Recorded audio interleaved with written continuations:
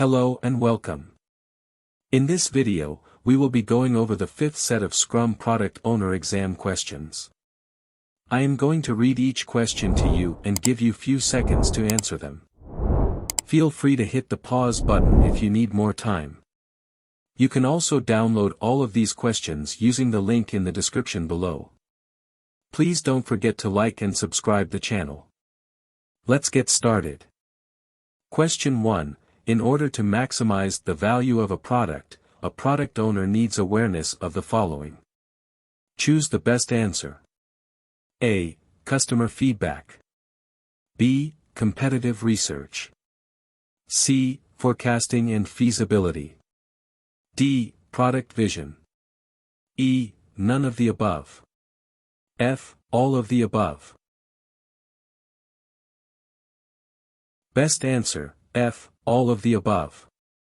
Question 2. Which two things are appropriate for a Scrum Master to do, if the Scrum team does not have the tools and environment to completely finish each selected product backlog item? Choose the best answer. A. Encourage the product owner to accept partially done increments until the situation improves. B. Have the Scrum team establish a definition of done that is actually possible to achieve given current circumstances. C. Declare the Scrum team not ready for Scrum. D. Refocus the current sprint on establishing the Scrum team's environment instead of delivering an increment. E. Coach the Scrum team to improve its skills, tools and environment over time and adjust the definition of done accordingly.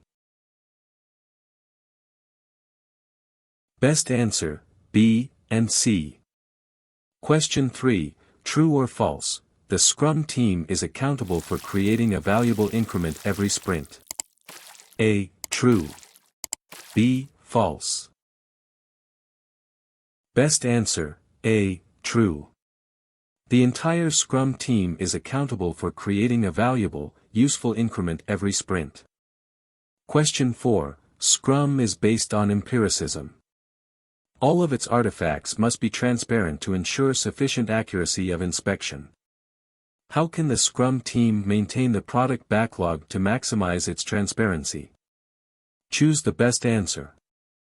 A. The product backlog is only updated at a release planning meeting with the stakeholders and the change control board present. B. Product backlog items must be sized such that the highest ordered items are no bigger than a sprint. C. The product backlog is only updated at the sprint review, when both the Scrum team and the stakeholders are available. D. Product backlog items should hold no more than 8 points of work, which is the average in the range of acceptable sizes of 1, 2, 3, 5, 8, and 13. E. The product backlog is continually kept up to date with the most recent insights. Best answer, E. The product backlog is continually kept up to date with the most recent insights. Question 5. The daily Scrum is an event that happens every day. What would be 3 key concerns if the frequency were to be lowered to every 2 or 3 days? Choose the best answer. Present the product owner with an ordered product backlog to use.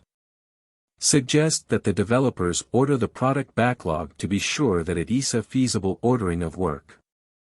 Offer the product owner help in understanding that the goal of ordering the product backlog is to maximize value.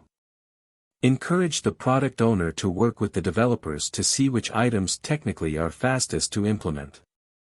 Suggest the product owner extend the sprint, so he can have more time to order the product backlog. Best answer, C. The Scrum Master serves the product owner in several ways, including ensuring the product owner knows how to arrange the product backlog to maximize value. Question 6. True or false, a product owner should measure product value by the increase in the team's velocity. A. True. B. False.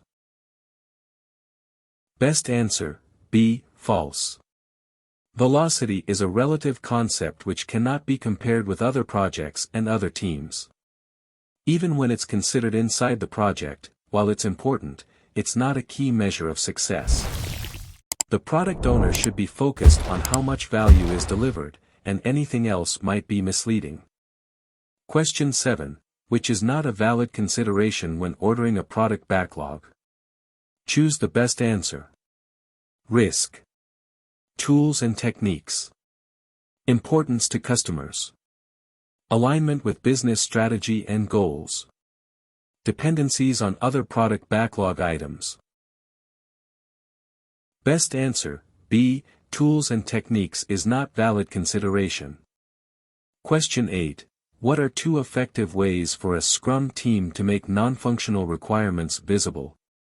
Choose the best 2 answers. Put them on a separate list on the Scrum board, available for all to see. Add them to the product backlog and keep the product owner posted on the expected effort. Run the integration and regression tests before the end of the sprint, and capture the open work for the sprint backlog of the next sprint. Add them to the definition of done so the work is taken care of every sprint.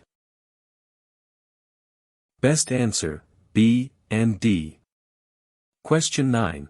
If product backlog refinement is needed, when is the ideal time for refinement to take place and who should participate? Choose the best 2 answers. Business analysts in the organization should do this work for the Scrum team 1 to 2 sprints ahead of the development sprints. The product owner must do this as essential work in Sprint 0. The Scrum team on an ongoing basis, defining product backlog items into smaller, more precise items that are ready for selection. The Scrum team during the current sprint, if they have been unable during preceding sprints to define product backlog items with enough precision to begin work. The product owner takes the time between the end of one sprint and the start of the next sprint to complete refinement. Best answer, C and D. Product backlog refinement is the act of breaking down and further defining product backlog items into smaller, more precise items. Question 10. True or false? Product owners must specify complete acceptance criteria for a product backlog item before the developers can select the item in sprint planning. A. True. B. False. Best answer, B. False. Must is a strong word. Acceptance criteria is optional. It is not prescribed by Scrum, yet having said that it can be valuable.